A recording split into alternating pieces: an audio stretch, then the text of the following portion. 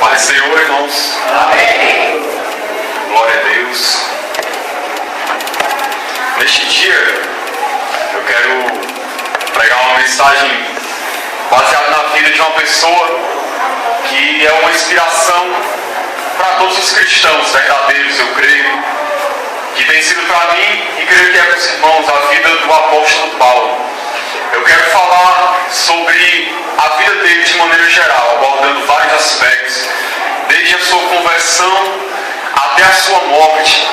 É claro que nós não vamos fazer aqui um estudo aprofundado, porque para estudar a vida de Paulo, os irmãos bem sabem que a gente levaria vários dias e muitas horas para poder compreender tudo que Paulo disse, tudo que ele escreveu, tudo que ele foi. Mas eu quero, em nome de Jesus, trazer uma explanação de maneira geral, resumida, para que a gente possa olhar de uma maneira completa a vida dele e ver o exemplo que esse irmão foi para a igreja de Cristo. Para a gente tirar lições para a nossa vida, coisas que venham edificar a nossa alma, que venham nos ajudar, irmãos, a ser cristãos melhores, a ser servos de Deus melhores. Eu glorifico a Deus pelo registro na Bíblia da vida de pessoas como de Paulo, porque nos mostra que é possível, sim, viver um nível de vida cristã bem acima do que geralmente se vê. Porque se não tivesse registrado a vida de pessoas como Paulo, muita gente poderia dizer assim, quando algum pregador estivesse pregando: não, isso aí não tem como viver, só Jesus foi assim, só Jesus viveu isso. E Paulo não era Jesus, Paulo não era perfeito, Paulo era uma pessoa como nós, pecador, com falhas, com defeitos, com limitações, mas a maneira como ele viveu é exemplar. Nos mostra que nós também podemos viver uma vida cristã como ele viveu. Então, às vezes as pessoas pensam que não podem se assemelhar mais a Jesus, ser parecidos com Jesus. E a vida de Paulo mostra que é possível sim. É possível ser um cristão profundo, autêntico, verdadeiro, que vive uma vida na presença de Deus de uma maneira que realmente glorifica o nome de Jesus. Que o que Jesus pede para a igreja, que é renunciar a si mesmo, viver uma vida de um discípulo de verdade, apesar de todos os sofrimentos e lutas, é possível sim. É possível para aquele que ama a Deus de verdade, que tem temor no coração, que realmente teve um encontro com Jesus. E Paulo é a prova disso. Paulo prova isso com a vida dele. Eu vou ler vários textos para os irmãos. Hoje a gente vai dar uma folheada na Bíblia, de maneira geral. Eu quero citar primeiro 1 Coríntios 11:1 de início. Você não precisa nem abrir, é um texto bem conhecido, mas se quiser, pode abrir cada texto que eu vou citar para acompanhar. 1 Coríntios 11:1, Paulo diz assim: se quiser anotar também, se tiver caneta, eu vou citar várias referências. Os irmãos podem estudar melhor em casa, se assim desejarem, para se aprofundar um pouco melhor na vida desse homem de Deus. Então, 1 Coríntios 11:1, Paulo disse: sejam meus imitadores, como eu sou de Cristo. Aí, citei aí, 1 Coríntios 11:1, sejam meus imitadores, como também eu sou de Cristo. Primeira pergunta que eu faço hoje: quem de nós tem coragem de dizer isso, hein? Pare para pensar na sua vida, como você é como cristão. Você tem coragem de chegar para alguém e dizer: olha, pode imitar a minha vida, porque eu imito Jesus.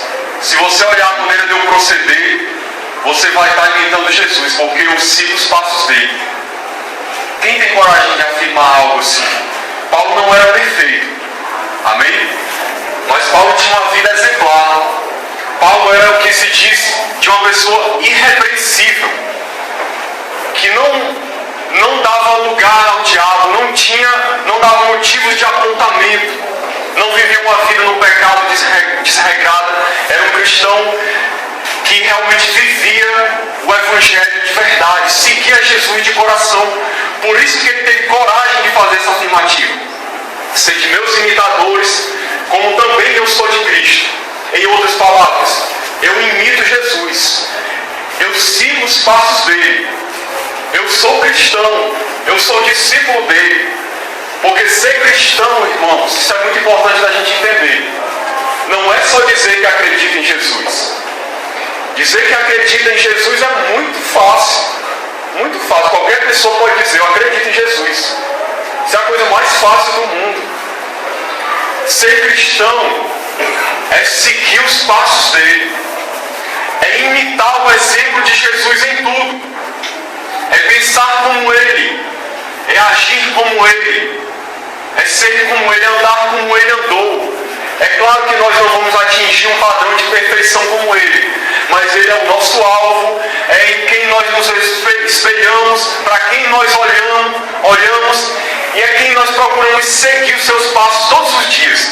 Então Paulo está dizendo em outras palavras isso: eu imito Jesus, eu ando como ele. Pode olhar para mim, pode imitar o meu exemplo, veja como eu vivo, como eu ando, o que eu ensino, e siga isso porque eu estou seguindo Jesus. Se você seguir o que eu estou fazendo, você vai estar seguindo Jesus também. É uma afirmativa corajosa.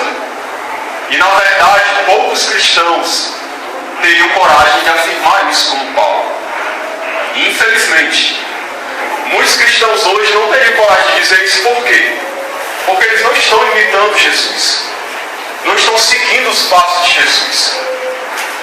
Mas na verdade isso aqui deveria ser um padrão para todo cristão.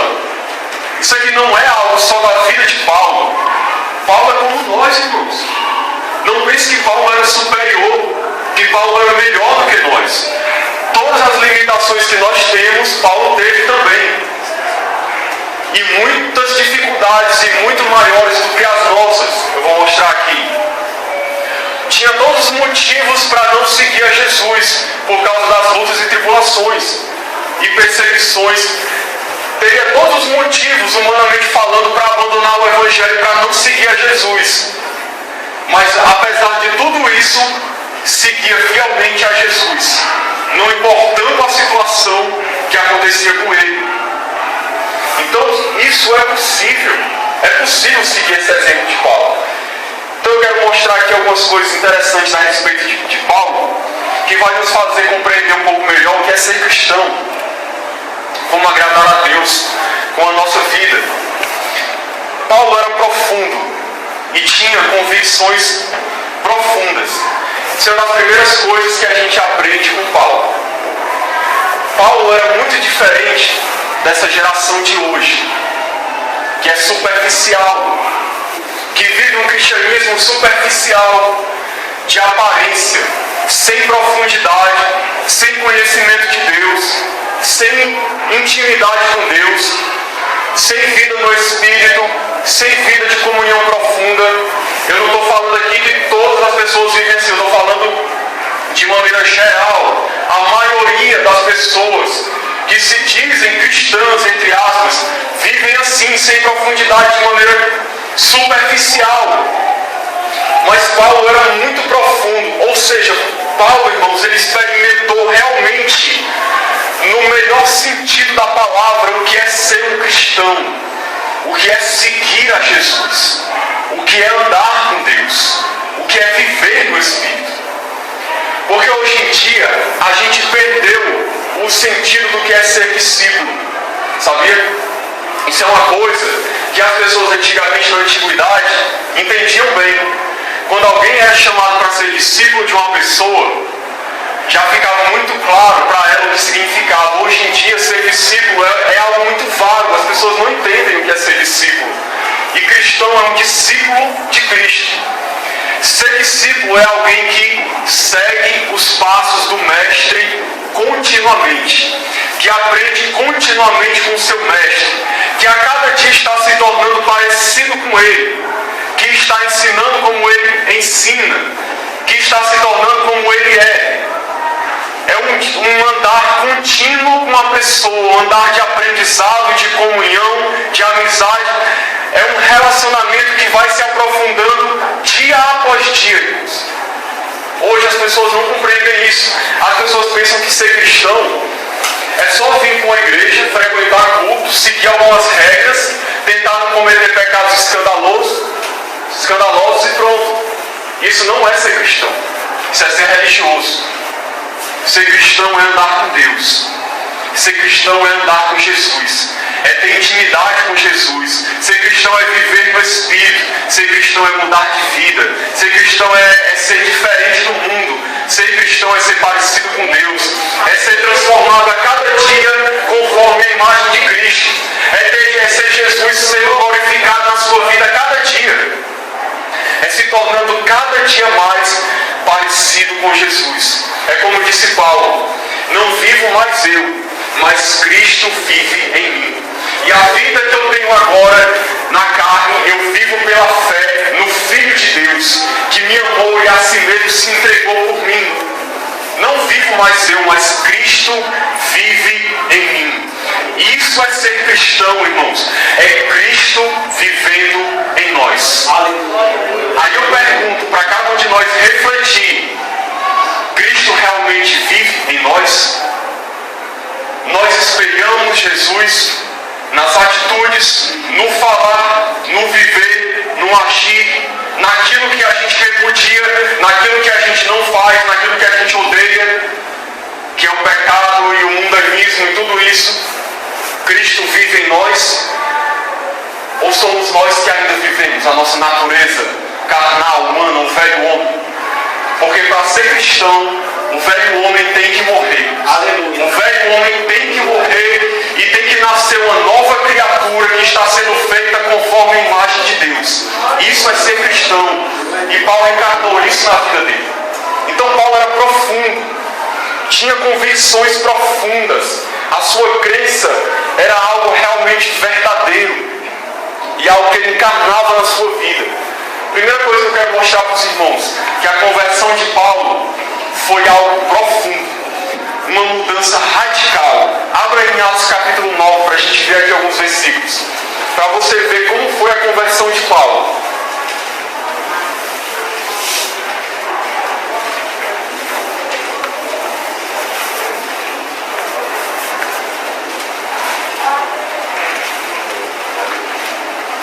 Atos capítulo 9, vamos ver o versículo 9.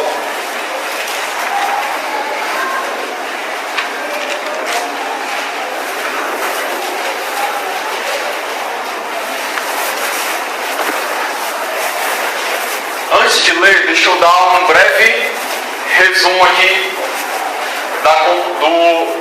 de como Paulo chegou a se converter. Para quem não sabe, Paulo era um fariseu daqueles bem fervorosos, ou seja, alguém que era um religioso bem zeloso do judaísmo, alguém que realmente tinha zelo por Deus, seguia os princípios que ele acreditava serem verdade, ao ponto de acontecer o quê? Paulo era tão zeloso por aquilo que ele acreditava, um fariseu tão dedicado, que ele, ao perceber, ao achar que os cristãos estavam indo contra tudo aquilo que ele acreditava, que a igreja estava querendo destruir o judaísmo, então na visão dele o cristianismo estava vindo para destruir a lei, para destruir o judaísmo, tudo aquilo que ele tinha aprendido. Isso era a visão que ele tinha. Então nós entendemos aqui, é claro, que a nova aliança veio para abolir a lei como um meio de salvação, para abolir as questões cerimoniais e ritualísticas, embora os princípios eternos de Deus, os mandamentos permaneçam até hoje. Mas Paulo via o cristianismo como uma ameaça a tudo aquilo que ele acreditava. Por ele ser tão zeloso da lei de Moisés e ver os cristãos como uma ameaça a Deus e aos judeus, Paulo se tornou um dos mais perseguidores dos cristãos, uma das pessoas que mais perseguiu a igreja. Paulo, irmãos, realmente estava dedicando a vida dele para destruir a igreja de Cristo.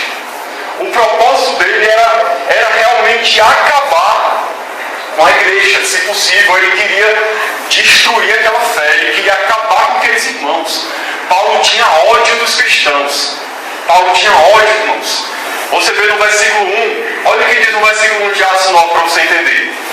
Saulo, respirando ainda ameaças e morte contra os discípulos do Senhor, dirigiu-se ao sumo sacerdote e lhe pediu cartas para as sinagogas de Damasco, a fim de que, caso achasse alguns que eram do caminho, isso aqui é os cristãos, assim homens como mulheres os levasse presos para Jerusalém. Então Paulo estava respirando ameaças e morte. Tem outro versículo que diz que Paulo assolava a igreja. Depois da morte de Estevão, que Paulo foi cúmplice, iniciou-se uma grande perseguição aos cristãos. E Paulo era um dos que mais perseguia, irmãos. Só para você ter uma ideia de quem era Paulo. Só que ele teve um encontro com Deus no caminho para Damasco. A gente conhece a história. Jesus veio até ele, de Saulo, Saulo, porque ele persegue. E ele disse: quem é, Senhor? Ele disse: eu sou Jesus, a quem tu persegues. Jesus falou. E Jesus deu a orientação para ele ir para Damasco e lá ficar esperando. E então ele teve esse encontro com Deus na estrada para Damasco. Esse encontro que mudou a vida dele. Ele viu a Jesus, Jesus falou com ele, e ali a vida dele passou a ser totalmente diferente. Mudou da água para o vinho. Irmãos, é algo tão impressionante que a gente vê aqui na história de Paulo, porque você, vendo uma pessoa como Paulo, ninguém imaginaria que Paulo poderia se converter. Não tinha um cristão que acreditasse nisso naquela época. É tanto que os cristãos ficaram com medo dele quando souberam que ele tinha se convertido. E aí veja aqui o versículo 9, o que aconteceu com ele. Esteve 3 dias sem ver, durante os quais nada comeu nem bebeu. Ou seja, Paulo estava em jejum. O versículo 11 diz assim: então o Senhor, falando com Ananias, um cristão daquela região de Damasco, o Senhor lhe ordenou: dispõe-te, vai à rua que se chama Direita, na casa de Judas, procura por Saulo, apelidado de Tarso, pois ele está orando, e viu entrar um homem chamado Ananias e impôs as mãos para que recuperasse a vista. Pule agora para o versículo 20, para você ver o que Paulo estava fazendo já aqui. E logo pregava nas sinagogas a Jesus, afirmando que este é o Filho de Deus. Veja o versículo 22 também. Saulo, porém, mais e mais se fortalecia e confundia os judeus que moravam em Damasco, demonstrando que Jesus é o Cristo, ou seja, o Messias. Veja aqui a mudança radical, irmãos. Isso mostra o que é conversão. Isso aqui é o padrão do que é uma conversão. Nem toda conversão vai acontecer que você tenha um encontro pessoal com Jesus, de você ouvir a voz dele pessoalmente e ver ali a glória dele manifestada, ele falando com a pessoa. Mas uma conversão gera mudança. É isso que a gente vê aqui na vida de Paulo. Um foi aquele que foi para Damasco e outro foi aquele que chegou lá. Foi totalmente diferente. Paulo foi para Damasco odiando os cristãos, querendo matar os cristãos. E quando Paulo chegou lá, suas convicções já estavam totalmente abaladas. Ele já estava tendo uma outra mentalidade. Quando Jesus falou com ele, ele se viu, de repente, todas as suas crenças, tudo aquilo que ele acreditava caiu por terra. E ele viu que ele estava cometendo um grande erro, perseguindo a igreja de Deus. E aí a gente vê Paulo orando, Paulo jejuando, buscando a face de Deus, buscando a Jesus, provavelmente para compreender o que ele deveria fazer agora, qual era a vontade de Deus para a vida dele. Nós vemos Paulo se consagrando aqui a Deus. Logo depois nós vemos Paulo já pregando nas sinagogas, dizendo que Jesus era o Filho de Deus, e mostrando para as pessoas que Jesus era o Cristo, ou seja, que Jesus era o Messias aguardado. O que a gente aprende com tudo isso, irmãos? Que Paulo teve uma conversão profunda. A vida dele mudou radicalmente. Veja que o mesmo Jesus que ele tinha ódio e que ele perseguia a igreja de Jesus, quando ele chegou em Damasco, ele estava falando desse Jesus já para as pessoas. Já estava dizendo: olha, Jesus é o Salvador, Jesus é o Filho de Deus, é o Messias que foi enviado. Veja, irmãos, que mudança radical. Ele foi para matar os cristãos. Quando ele chegou lá, ele estava chamando as pessoas para se tornarem cristãos. Isso é conversão, irmãos. Conversão é mudança de vida. É isso que muita gente que está hoje nas igrejas não entende e não vive. Infelizmente, quantas pessoas que dizem que se convertem, mas a vida delas não muda. Elas continuam a mesma pessoa que sempre foram, fazendo as mesmas coisas, pensando do mesmo jeito, andando do mesmo jeito que sempre andou, nos mesmos pecados. Não tem amor a Deus, não tem zelo por Deus, não tem desejo de pregar o Evangelho, de anunciar de Jesus, não tem desejo de estar em oração, em consagração como Paulo estava. E aí eu fico pensando: que conversão é essa? Que encontro com Deus foi esse? Porque o encontro com Deus muda a vida de uma pessoa, irmãos. Um encontro com Jesus muda a vida da pessoa. Você não tem como continuar sendo o mesmo depois que você encontra com Jesus. Não tem como você continuar sendo a mesma pessoa. A vida da pessoa muda radicalmente. Conversão é mudança. Muda as prioridades, muda os seus pensamentos, muda a sua maneira de ver as coisas, muda aquilo que é importante para você. Você passa a ter zelo por Deus, a amar a Deus de verdade. Isso é conversão. Paulo passou por isso. Paulo experimentou isso na vida dele. E aí eu pergunto para que a gente se examine. Que a Bíblia diz que nós devemos se examinar a nós mesmos. Paulo mesmo fala isso em 2 Coríntios. Examinai-vos a vós mesmos se estáis firmes na fé. Eu gosto muito de citar esse texto, que eu acho muito relevante para nós fazermos continuamente. Nós devemos nos examinar. Que fé que nós estamos vivendo?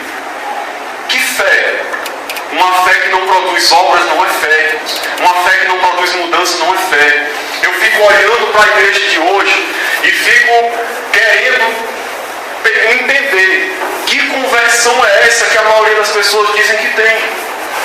Que a vida não muda, que não há amor por Deus, que não há zelo pela pregação do Evangelho, que as vidas não se dedicam para Deus, que não se dedicam para Jesus, que cada um só pensa em viver para si mesmo, só pensa em ser abençoado, só pensa em receber as bênçãos de Deus. Cadê a mudança? Que encontro foi esse? Que não muda nada. Paulo mudou radicalmente. Outra coisa, Paulo tinha um profundo conhecimento do Evangelho e do impacto deste na sua vida e na dos outros. 2 Timóteo 1, 11 e 12, deixa eu ler aqui para vocês. 2 Timóteo capítulo 1, 11 e 12. Veja o que Paulo diz para Timóteo aqui.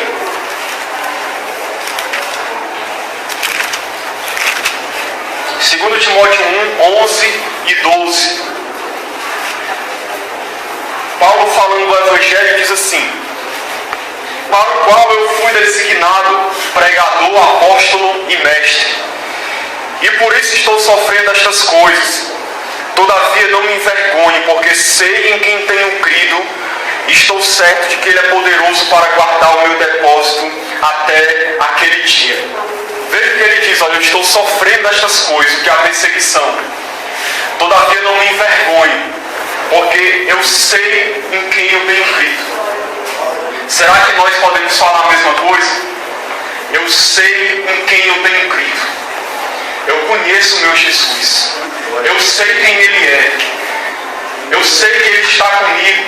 Eu o conheço, eu ando com Ele, eu conheço o que Ele pensa, como é que Ele age, as promessas que Ele tem na minha vida, o que Ele fez, o que Ele ainda vai fazer na minha vida. Eu o conheço. Será que nós podemos falar isso como Paulo?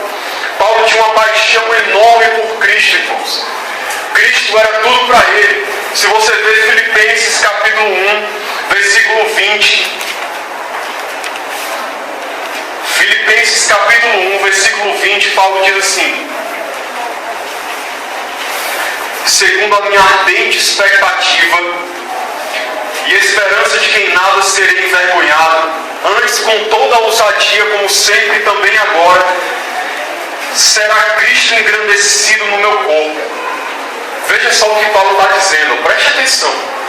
E eu quero que você, ao escutar isso aqui, você pense assim: Deus, isso aqui reflete a minha vida? Eu vivo isso aqui? Ou será que isso aqui é uma coisa que é só na teoria? Que a gente possa olhar isso. Veja o que ele diz: como sempre também agora, será Cristo engrandecido no meu corpo, quer pela vida, quer pela morte. Ou seja, quer eu vivendo ou quer eu morrendo, Jesus vai ser engrandecido através de mim. Porquanto para mim, olha o que ele diz aqui: para mim, o viver é o quê? É Cristo. Para mim, o viver é Cristo. E o morrer é lucro. Quem de nós pode dizer isso, hein, Deus? Reflita na sua vida nesse momento. Qual cristão que pode realmente dizer isso? Olha, para mim o viver é Cristo. Ele é o alvo da minha vida. Eu vivo em função dele. Tudo que eu faço aqui nessa terra é por causa dele. Se eu faço alguma coisa, é porque ele mandou. Se eu deixo de fazer alguma coisa, é porque ele disse para eu deixar de fazer. Se eu tenho um plano e um sonho, é porque ele me deu. Se eu deixei um plano ou um sonho de lado, é porque não era a vontade dele. Tudo aquilo que eu amo é porque ele ama. Aleluia. Tudo aquilo que eu odeio é porque ele odeia. Aquilo que eu faço é porque ele quer que eu faça. O que eu não faço é porque ele não gosta. Ou seja, eu vivo para Cristo. Para mim o viver é Cristo. Resumindo a minha vida, Paulo está dizendo, é Jesus. É glorificar Jesus. O objetivo da minha vida é glorificar a Jesus, é engrandecer a Jesus. Tudo que eu faço e deixo de fazer é visando a glória dele. Tudo aquilo que não serve para glorificar o nome dele, eu tiro da minha vida, eu considero como nada, não serve para nada. Eu vivo para Cristo. Isso é ser cristão, irmãos. É glorificar Jesus na sua vida. E ele diz mais, para mim o viver é Cristo e o morrer é lucro. Eu sempre digo isso para o meu filho, o Caleb. Ele é criança, às vezes ouve falar de perseguição aos cristãos, que os cristãos estão morrendo por causa do nome de Jesus, e ele fica meio atemorizado. E eu digo para ele: Caleb, o morrer para o cristão é lucro, meu filho. É lucro. A morte para o cristão não é uma coisa ruim, não é uma perda, não é uma tragédia. A morte para o cristão significa o momento em que nós partimos daqui para encontrar com o Senhor da glória, para estar com o nosso Senhor para sempre. A morte é só uma mudança de estado. Quando a gente morre, a gente não está perdendo, a gente está ganhando. A gente está indo além para estar com o nosso Senhor por toda a eternidade. Agora, quantos cristãos têm medo da morte, né? Tem muitos cristãos que têm medo da morte, por incrível que pareça. Entretanto, se eu viver na carne, olha o que ele diz aqui: traz fruto para o meu trabalho, já não sei o que hei de escolher. Ora, de um e outro lado estou constrangido, tendo desejo de partir, ou seja, de morrer, e estar com Cristo, o que é incomparavelmente melhor. Mas por vossa causa é mais necessário permanecer na carne. É um exemplo para nós como cristãos, né? Quantos de nós pode dizer que vive isso aqui na vida? Paulo está dizendo em outras palavras o seguinte: o meu desejo, que é incomparavelmente melhor, é partir e estar com Cristo. Morrer e estar com Cristo é muito melhor. Mas por que eu ainda desejo estar aqui, como ele diz? Por vossa causa é mais necessário permanecer na carne, ou seja, estar vivo. Eu quero estar vivo aqui nesse mundo por causa de vocês, ele falando da igreja. Eu quero estar vivo aqui para servir vocês. A minha vida aqui tem esse objetivo, servir a vida de vocês, pregar o Evangelho. Eu estou aqui porque eu quero amar as pessoas, porque eu quero servir as pessoas.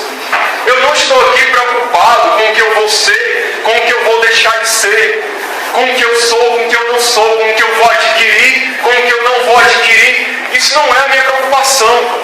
É isso que Paulo está dizendo. Qual é o motivo dele querer estar no mundo? Ele disse aqui, por causa de vocês. Eu quero servir a vocês, é por causa da igreja, por causa de todos aqueles que estão perdidos, que ainda precisam ter um encontro com o Senhor. Por essa causa que Paulo queria estar vivo. Por essa causa. Aí eu fico olhando um negócio desse e fico me perguntando, irmãos, que diferença da maioria dos cristãos hoje? A maioria das pessoas hoje quer estar viva nesse mundo aqui, não é porque quer servir, porque quer entregar a sua vida em favor dos outros. A maioria das pessoas quer estar viva aqui porque quer usufruir das coisas dessa terra. Quer ter bens, pensa só em bens materiais, em coisas passageiras, em vaidades humanas, em passatempos, em lazeres, coisas humanas que às vezes não são ruins em si, mas que se tornam a prioridade para as pessoas. As pessoas não conseguem ter uma visão celestial das coisas do alto, pensam mais nas coisas da terra. Que contradição com a visão de Paulo. Paulo não estava preocupado com as coisas deste mundo, com as coisas passageiras, não era prioridade para ele. A prioridade dele era viver para Cristo e servir as pessoas, viver para pregar o Evangelho. Isso é ser cristão, irmãos. A nossa vida aqui é para isso. É para engrandecer o Senhor, é para fazer a vontade dEle. Paulo tinha convicção do seu chamado missionário. Por isso que lá em 1 Coríntios 9:16 ele diz assim: ai de mim se não pregar o Evangelho. Ai de mim se não pregar o Evangelho. Outro ponto interessante que eu quero entrar com os irmãos aqui. Abra sua Bíblia já em 2 Coríntios capítulo 11, 23 ao 28.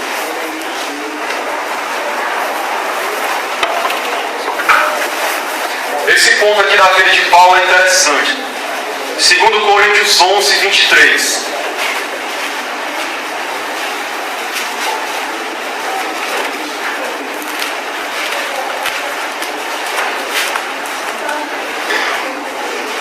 Como eu disse no início, irmãos, como mesmo Paulo falou, se você quer imitar a Cristo, olhe para a vida de Paulo. Você vê como a vida de Paulo é um exemplo. A gente tem muito que aprender com ele. Veja 2 Coríntios 11, 23. Veja aqui a disposição que Paulo tinha para poder viver a vontade de Deus na vida dele.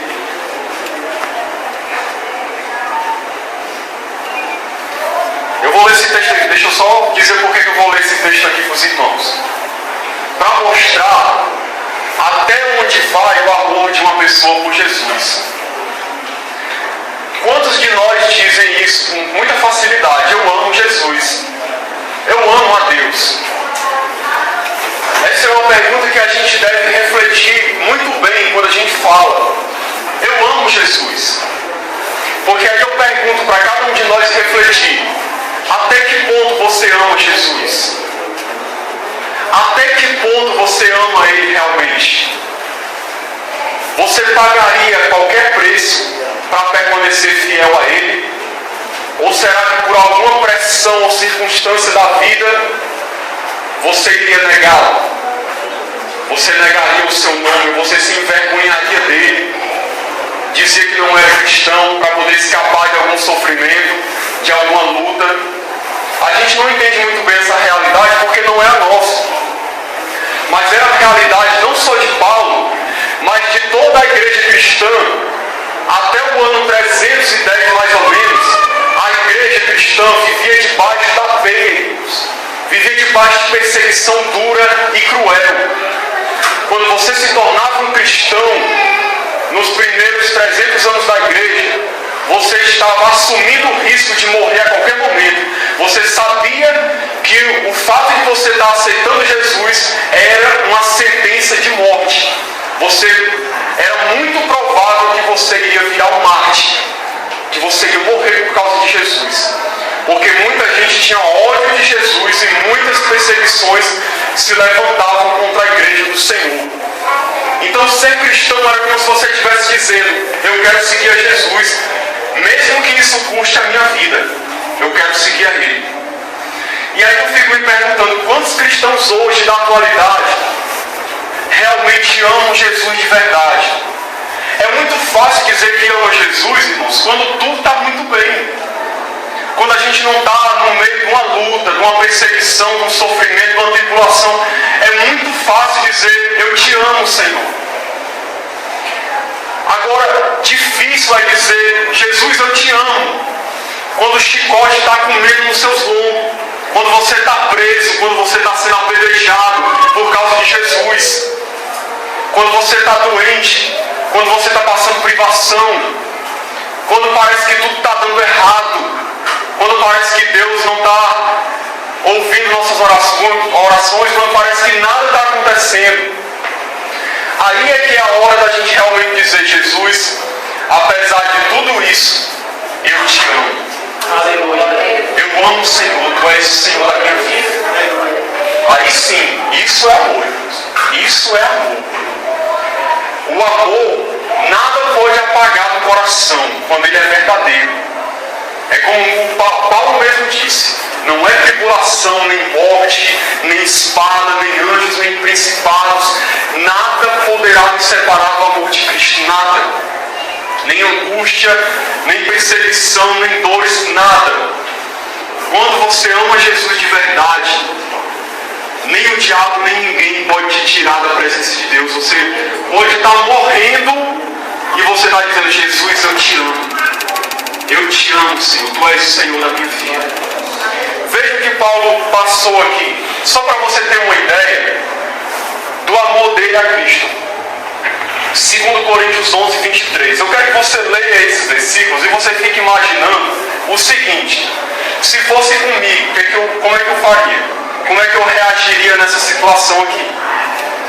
Veja que ele diz: são ministros de Cristo, falo como fora de mim. Eu ainda mais, em trabalhos muito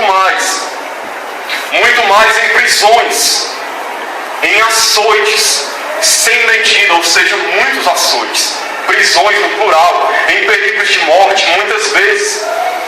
5 vezes recebi dos judeus uma quarentena de açoites menos 1. Eu não sei se você sabe o que significa uma quarentena de açoites menos 1.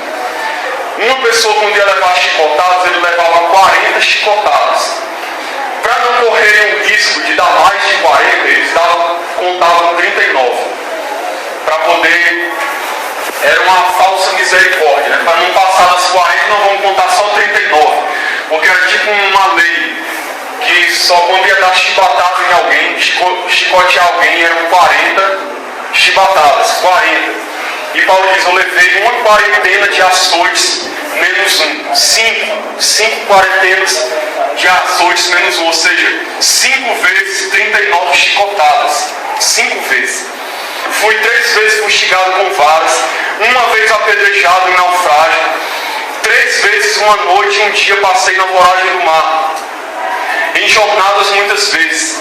Em perigos de rios, em perigos de salteadores, em perigos entre patrícios, em perigos entre gentios, em perigos na cidade, em perigos no deserto, em perigos no mar, em perigos entre falsos irmãos, em trabalhos e fadigas, em vigílias muitas vezes, em fome e sede, em jejuns muitas vezes, em frio e nudez, além das coisas exteriores, algo que pesa sobre mim diariamente, a preocupação com todas as igrejas. Qual é mesmo a nossa tribulação? Tem gente que está pensando em abandonar a fé, porque ficou doente, porque perdeu o emprego, porque alguém falou mal dele, porque alguém cometeu uma injustiça, porque alguém não o amou, tratou com ódio, com desprezo. Eu vou sair da igreja, eu não quero mais seguir a Jesus. Nós vivemos, irmãos, infelizmente, uma geração de pessoas melindrosas, pessoas que qualquer coisa se torna motivo para querer abandonar a fé, para querer abandonar Jesus, para dizer: eu não vou mais para a igreja, eu não vou mais seguir a Jesus, eu não quero mais saber de nada disso. Veja o que esse homem passou, irmãos. Mas cada vez que ele passava por essas coisas aqui, ele se levantava e continuava pregando o Evangelho. Continuava falando de Jesus para as pessoas, dizendo assim: volte para Jesus. Jesus ama vocês, Jesus quer salvar a vida de vocês. Alguém que olhar uma situação dessa podia pensar assim: esse homem está doido. Como é que ele fala de Jesus? Jesus deixou ele apanhar, deixou ele sofrer, deixou ele ser preso, e ele está falando de Jesus para as pessoas. Isso é amor, irmãos. Isso é fidelidade a Deus, não importa o que aconteça. Nós estamos passando por um momento hoje onde muitas pessoas estão abatidas, desanimadas, tristes, pensando em abandonar a fé, pensando em abandonar a igreja por causa das tribulações, das situações da vida. Irmãos, nós não podemos evitar essas coisas. Elas vão acontecer. Todos nós passamos por tribulações, por lutas. A questão é: essas coisas, você vai deixar que essas coisas te separem do amor de Deus? Te separem da presença de Deus? Façam você perder o ânimo, a vontade de servir ao Senhor? Que amor é esse que não suporta uma tribulação, que não suporta uma dor, que não suporta uma luta, que já está pensando em entregar os pontos? Muito se fala hoje em dia em desânimo. Sabe por que muita gente está desanimada hoje em dia, irmãos? Sabe por quê? Porque elas não estão bem firmadas em Cristo. Porque quando você está com Cristo, quando você está firmado com Cristo, meu irmão, faça chuva, faça sol, não importa o que aconteça, você não arreda o pé, você não deixa Jesus, você não deixa Ele por nada. Pode o couro estar com medo no seu lombo e você está dizendo: Jesus, eu te amo, eu vou te servir até o último dia da minha vida. Quando você ama Jesus de verdade, quando você entende quem Ele é, o que Ele fez por você, as promessas que Ele tem para a sua vida, nada pode nos separar do amor de Deus, irmãos. Nada pode acabar com a nossa fé, nada pode nos destruir, nada pode nos arrebatar da mão do Senhor. Nós estamos guardados pelo Senhor, irmãos. Deus é o nosso refúgio e fortaleza, socorro bem presente na hora da angústia. A quem nós vamos temer? Quem pode nos destruir? Se Deus se dispôs a nos abençoar e nos dar a vitória, quem é que vai nos fazer ser derrotados? Quem é que vai nos tirar a coroa da justiça? Quem é que não vai nos afastar da glória de Deus? É a tribulação, é a espada, é a luta, é a morte, é o diabo, é os anjos, seja o que for. Ninguém vai, ninguém pode nos separar do amor de Cristo. Quando nós estamos com Cristo de verdade, irmãos, não tem tempo ruim. Você não abre mão de servir ao Senhor, de segui-lo de todo o seu coração. Então, sabe o que falta para muitas pessoas hoje? Primeiro, uma conversão genuína. E segundo, algumas pessoas até se converteram, mas não estão realmente fortalecidas em Cristo, andando com Cristo, firmadas em Cristo, junto com Ele dia após dia. Porque quando nós estamos em Cristo, irmãos, nós entendemos que essas coisas são passageiras e elas não podem destruir a nossa fé. Eu vou ler um texto para você aqui interessante, em Atos capítulo 16, para você ver aqui na prática como é que Paulo agia. Não, é Atos capítulo 14, para você ver como é que era na vida de Paulo. Atos 14, 19.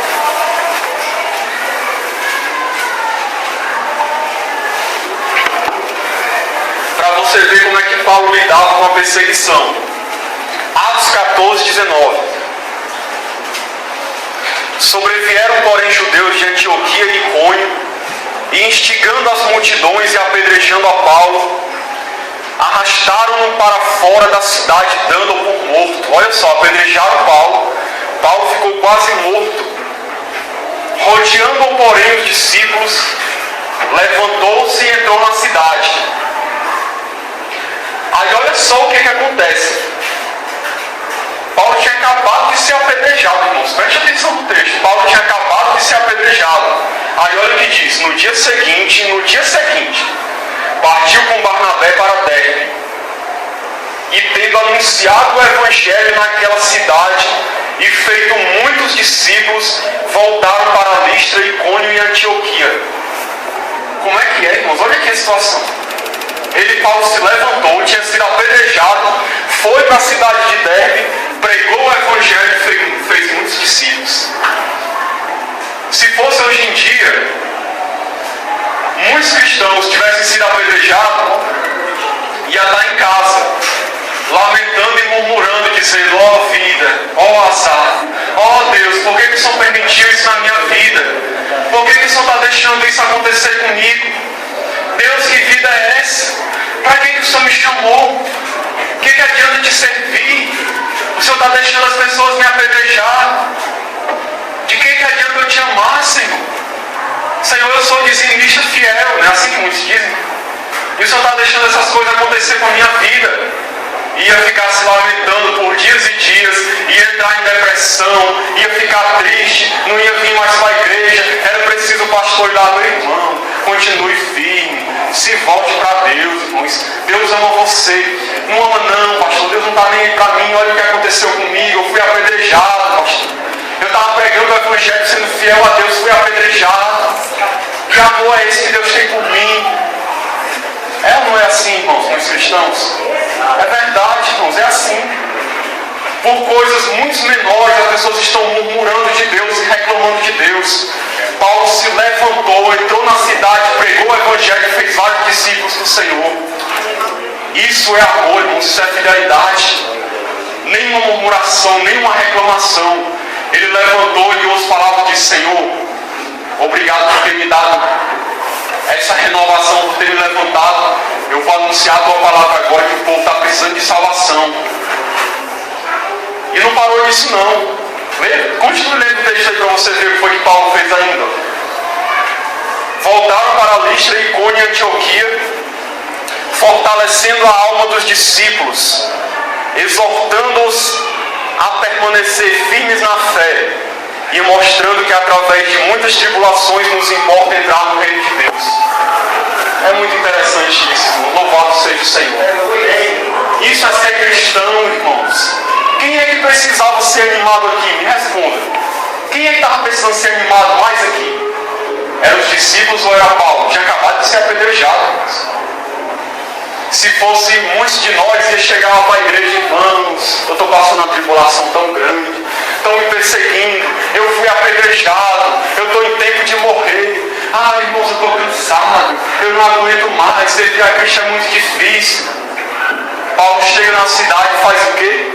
Fortalece a alma dos discípulos, exortando-os a permanecer firmes na fé. Olha, Paulo é que estava exortando eles: meus irmãos, se animem, fiquem firmes na fé. É por meio de tribulações que a gente vai entrar no reino de Deus. Mas não deixe a cabeça de vocês baixar. Levanta a cabeça, continua servindo a Jesus, continua servindo, se anima, irmãos. Fique firme na fé. Um homem que tinha acabado de ser apedrejado, irmãos. Isso é amor. Isso é entender que o fato da gente estar passando por tribulações e lutas não significa que Deus não está nem aí para nós. Não significa não, isso não. E Jesus tinha dito para Paulo já: Paulo, eu vou te mostrar o quanto importa sofrer pelo meu nome. Vocês lembram que Jesus disse isso para Paulo? Eu vou te mostrar o quanto importa sofrer pelo meu nome. Irmãos, às vezes é interessante. A gente acha que a gente é melhor do que Jesus. Sabia? Que a gente acha que a gente é melhor do que Jesus. Jesus veio a esse mundo, foi humilhado, foi ridicularizado, sofreu, apanhou, cuspiram nele, bateram nele, chicotearam, humilharam. E a gente acha que ele pode sofrer isso, mas a gente não. Nós somos discípulos dele, irmãos. Se o nosso mestre sofreu isso, você acha que a gente não corre risco de sofrer isso, não? Muito mais nós que somos discípulos, irmãos. Muito mais nós corremos o risco de sofrer isso. Se o nosso mestre sofreu isso, quanto mais Jesus. Quanto mais Jesus. Quanto mais nós, quer dizer.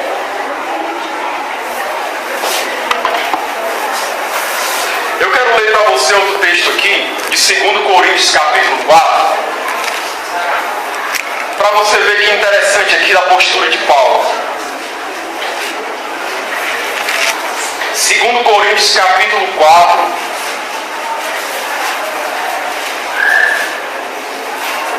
versículo 7. Abra em nome de Jesus. 2 Coríntios 4, 7.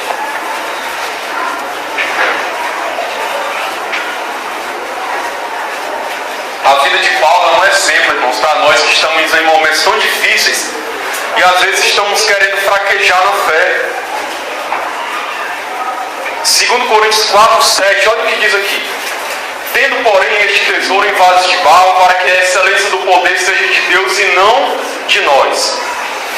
Veja o que Paulo diz aqui, ó. Em tudo somos atribulados, porém não angustiados. Ou seja, nós estamos passando todo tipo de perseguições e lutas, porém a nossa alma não está angustiada. Veja, irmãos, aqui a situação. Uma coisa é você estar sendo atribulado, outra coisa é você viver angustiado por causa da tribulação. Paulo disse: em tudo somos atribulados, angustiados não. Por quê? Tribulação tem luta, tem perseguição, tem dor. Mas nós não estamos angustiados. Por quê? Porque o Senhor está na nossa vida. Nós temos a Deus, o Senhor nos fortalece, Ele é a alegria do nosso coração.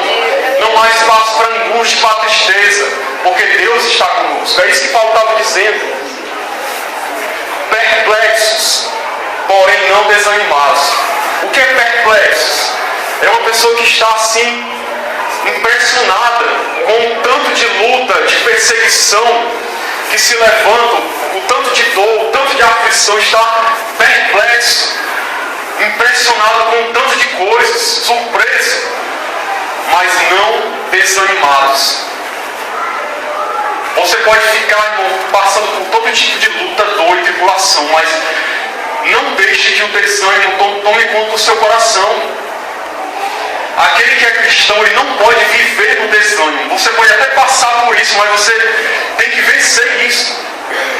Porque Deus está conosco, irmãos. Deus está do nosso lado, nós não temos o que temer. A promessa de vitória é nossa. A promessa de bênção são nossas. A promessa do céu é para nós. A promessa de restauração, de glorificação, de tudo que Deus vai fazer na nossa vida. Nós não temos motivos para desanimar. Nós não temos motivo para andar de cabeça baixa e triste e dizendo: ah, meu Deus, que vida é essa? Eu não aguento mais, eu estou cansado. Nós não temos motivos para isso, irmãos. Por mais tribulações que a gente esteja passando, o fato de Deus estar conosco nos dá todos os motivos do mundo para levantar a cabeça e dizer: Senhor, eu vou continuar te seguindo, eu vou continuar te servindo, porque Tu estás comigo, Senhor. Tu estás comigo, a Tua vara, o Teu cajado me consola. Ainda que eu ande pelo vale da sombra da morte, eu não temerei mal algum, Senhor, porque Tu estás comigo. O verdadeiro cristão, irmãos, não se deixa vencer pelo desânimo. Quem tem motivo para estar desanimado é o mundo, irmãos, que está indo para o inferno, que não tem Cristo, que está perecendo. Nós somos mais que vencedores em Cristo, irmãos. Ele nos deu a salvação. Ele nos trouxe para o reino celestial do Filho do seu amor. Por que nós estamos andando de cabeça baixa, irmãos? Nós somos filhos de Deus, nós somos mais que vencedores. Nós não podemos andar como derrotados. Não podemos, irmãos. Não podemos andar assim. Por isso que Paulo diz: perplexos, porém não desanimados, perseguidos, porém não desamparados. Ou seja, estamos sendo perseguidos sim, mas Deus está conosco. Deus não nos abandona. Como Ele disse para Josué: não te deixarei, não te desampararei. Assim é conosco, irmãos. Abatidos, ou seja, abatidos, levam uns baques, levam umas pisas, levam umas perseguição, mas não destruídos. Não destruídos. Levando sempre no corpo o morrer de Jesus, para que também a sua vida se manifeste em nosso corpo. Porque nós que vivemos somos sempre entregues à morte por causa de Jesus, para que também a vida de Jesus se manifeste em nossa carne. de modo que em nós opera a morte, mas em vós a vida. Olha que interessante. Nós somos entregues à morte todo dia por causa de Jesus. Em nós opera a morte, mas em vós a vida. Nós estamos morrendo por causa de Cristo, para que vocês possam viver, para que vocês possam ouvir o Evangelho e receber vida da parte de Deus. É claro que Paulo também estava recebendo vida, mas isso aqui é uma maneira dele dizer que toda a perseguição que ele estava passando é em benefício espiritual das pessoas. Paulo, irmãos, foi alguém que se dedicou na pregação do Evangelho, em servir as pessoas, para que as pessoas conhecessem a Cristo. Por que Paulo passava por tudo isso aqui? Não era à toa. Paulo tinha um objetivo, Paulo tinha um alvo. Qual era o alvo? Alcançar vidas do Senhor. Ver vidas sendo salvas. Ver a vida de Cristo sendo operada nos outros. Mesmo que ele morresse, mesmo que ele fosse entregue à morte, mas ele queria ver pessoas chegando a conhecer a Deus, chegando a conhecer o Evangelho. Eu ia me aprofundar um pouco mais aqui nos últimos dias de Paulo, mas não vai dar. Eu quero só fazer uma pincelada final aqui para finalizar dizendo o seguinte. Paulo, nos últimos dias da sua vida, Paulo disse: eu já estou sendo oferecido por libação. Desde agora me está guardada a coroa da justiça. Combati o bom combate, acabei a carreira, guardei a fé. Quem de nós, irmãos, se morresse hoje, poderia dizer isso? Que combateu o bom combate, acabou a carreira e guardou a fé? Ou quem de nós vai poder dizer isso no dia da sua morte? Nós estamos vivendo hoje, irmãos, uma geração de pessoas nas igrejas que vivem uma vida vazia, sem sentido, sem propósito, que vive só para si mesmo.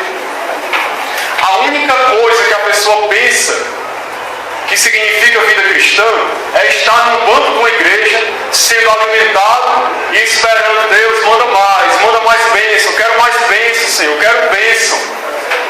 Hoje as pessoas têm essa mentalidade de vida cristã.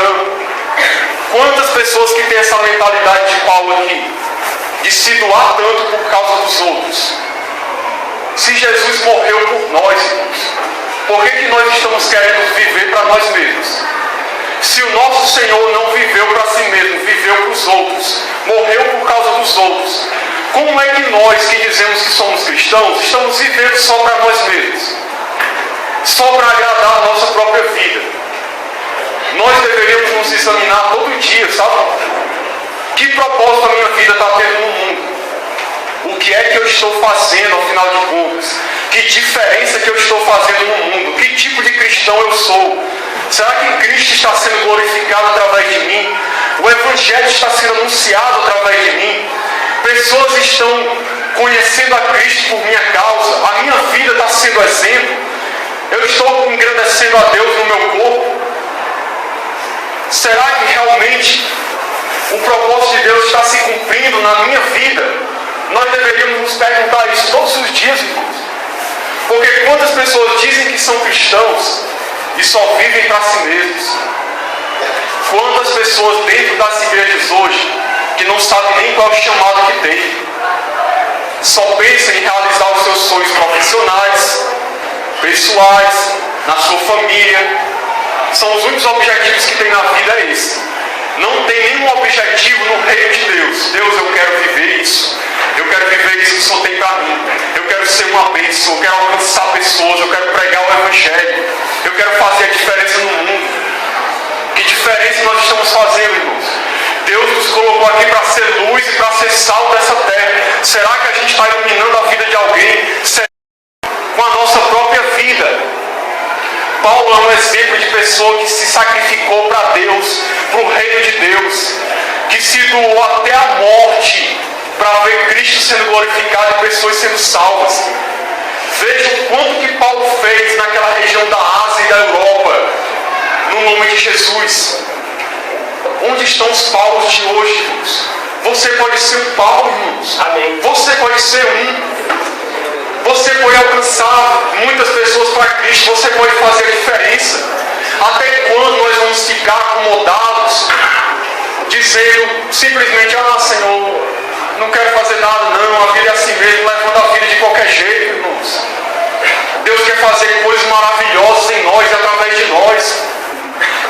Eu fico me perguntando onde estão aquelas pessoas, como a gente via mais no passado, que tem aquela chama ardendo no coração, queimando com vontade de servir, de se entregar, de, se preciso for, morrer pela causa de Cristo, de pregar o Evangelho, de fazer a diferença. Onde estão essas pessoas que estão ardendo, como John Wesley, como um tição tirado do fogo, que ele era conhecido assim, para servir ao Senhor, para pregar o Evangelho, para se doar, para morrer se for preciso?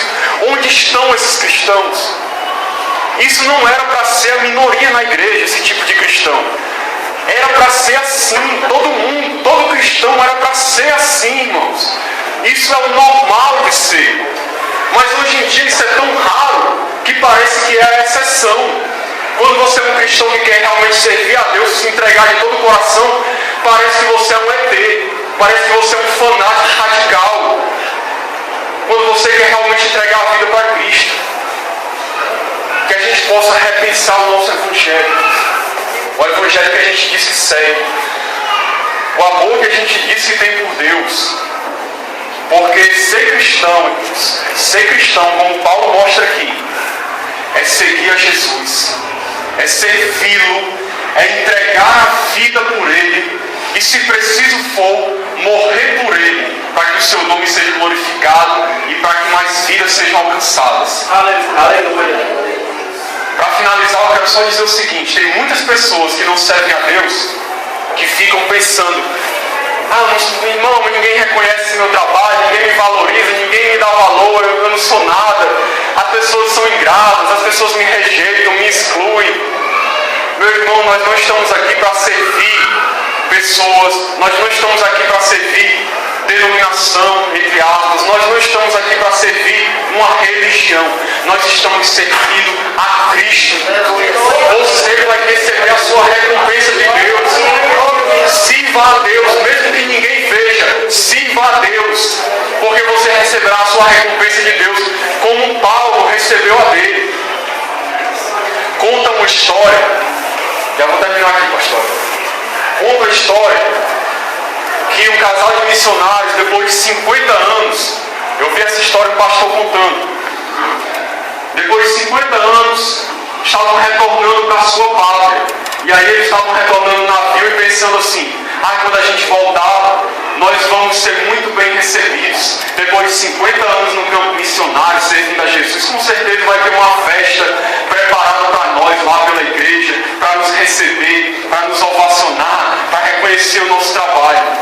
Quando eles estavam chegando no porto, viram muita gente lá no porto e pensaram: aquilo ali deve ser para nós, aquela festa, todas aquelas pessoas esperando.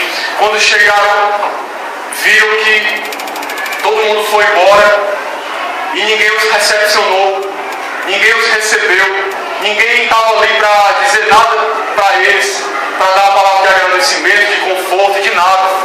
Foram para casa e, chegando em casa, o marido, muito triste, disse para a mulher: olha aí o que a gente ganha por servir a Cristo, ninguém nos valoriza, ninguém nos reconhece, ninguém está nem aí para nós. Eu vou dar uma volta, pergunta aí para o teu Deus.